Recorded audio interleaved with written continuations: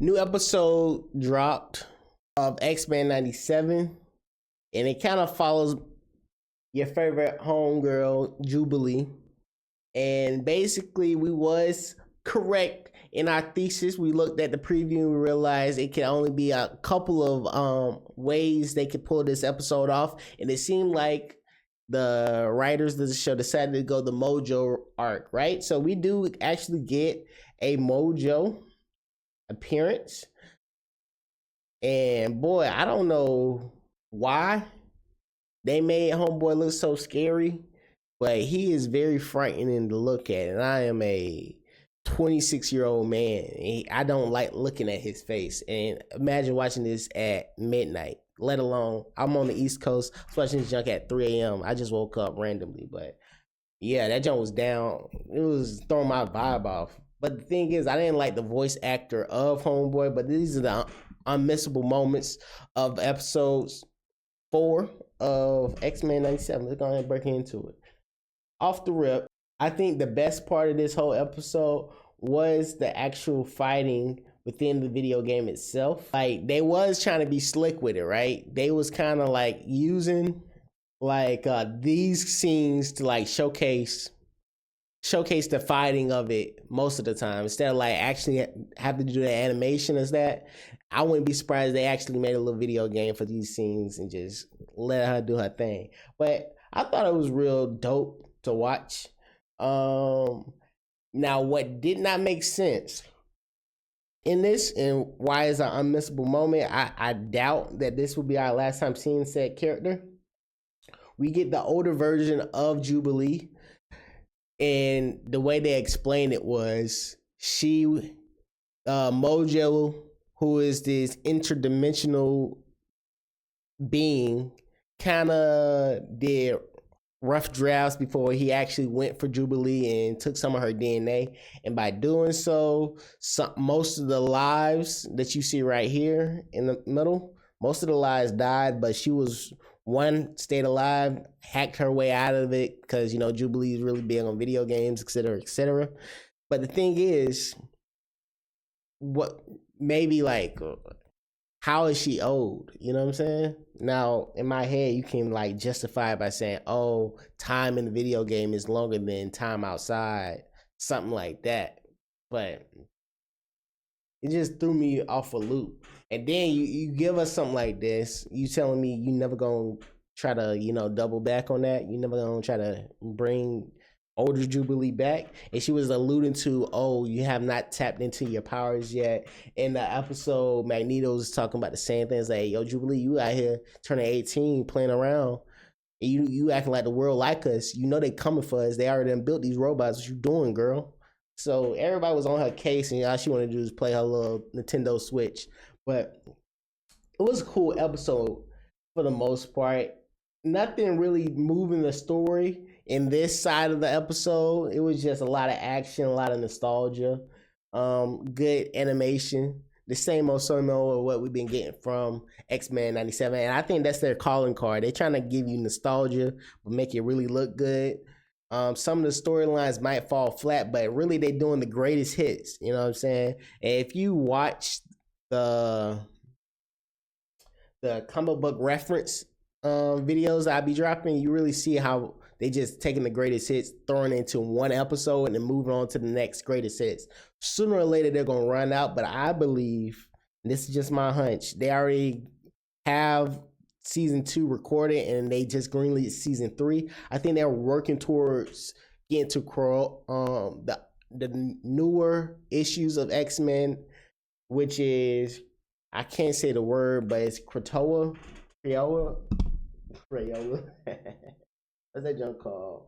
It's spelled like this. X.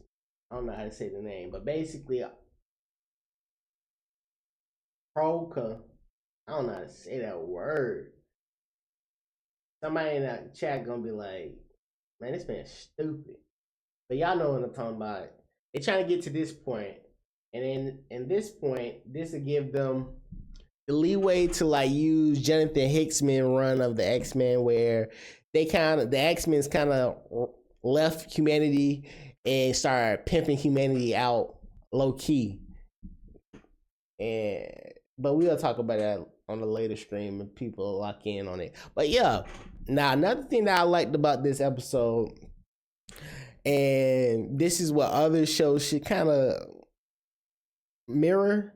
It been like series that was released on Disney Plus, and the episodes be like 32 this week, 32 minutes this week, 56 minutes this week, 48 minutes this week, 32. But it just jumps all over the place with the time that an episode spent. If you've been noticing, X-Men 97 always end at 32 minutes, right?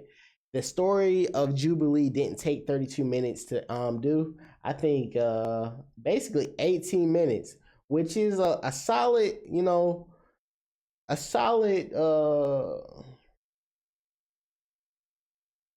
look at that.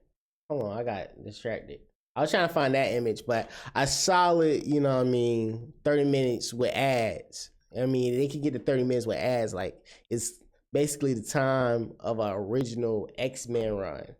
But they wanted to add a second storyline. Now, when you looked at the title of this, let me see if I can pull it up. Actually, no need. That's my ADE kicking in. Let's just stay right here. So, boom. The second side of the episode was Life and Death. And Life and Death is a very famous, very sought out storyline of the X-Men, following Storm and Forge love relationship and like the woes of this very important secret that Forge was keeping from Storm in the beginning of their relationship. But which is that Homeboy was the creator of the Homeboy is the cause of the bully that took Storm's power in the first place, right? Now, that issue, life, death, took 2, 3, maybe I wasn't born then. I'm going back to read all of this stuff, but it took a minute to actually get to the point of Forge telling Storm the secret. They broke that junk down in like 4 or 5 minutes. So how can you not like it? And the whole gist of X-Men 97 gives me so much. It's like a give and take. Like, yes, we eating off these great storylines that took years to make and took so many trial runs to make, and we just doing the greatest hits, the best parts of those stories, putting in an episode, moving it along. But at moments, certain stories and certain things that occur within the X-Men, you kind of dive more deep into. You get a more sense of what molds certain characters.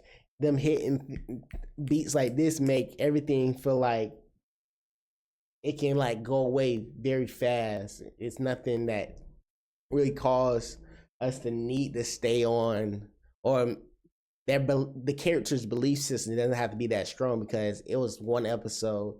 If they decide to go on a different path, like let's say Storm start wilding out, she kind of justified because it doesn't mean like she doesn't have that strong connection with Forge. But in the comic books, they made it look like, oh, she was deeply in love.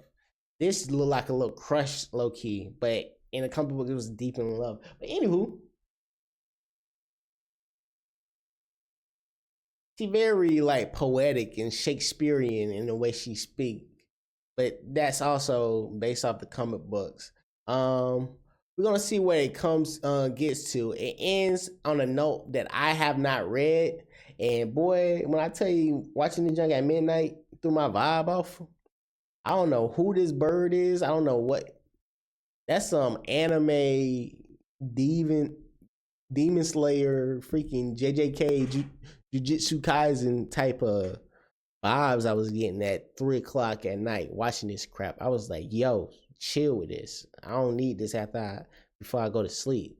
But yeah, it ends on this note. She's being attacked mentally, possibly. I'm gonna dive more into the comments and I'll report back to y'all, folks. But yeah, man, this was a great episode. W episode, like always. I really think episode 2 and 1 really set the pace high. And it seems kind of like it might fall short a couple weeks, but I know it's gonna end on a strong note because they're doing that part 1, part 2, part 3 for the last bit of the season. But tell me what you think. keeping up the pace of hype, or is it kind of falling victim? Now, moving on. No, what are you waiting for? Do it! Make your dreams come true! Just do it!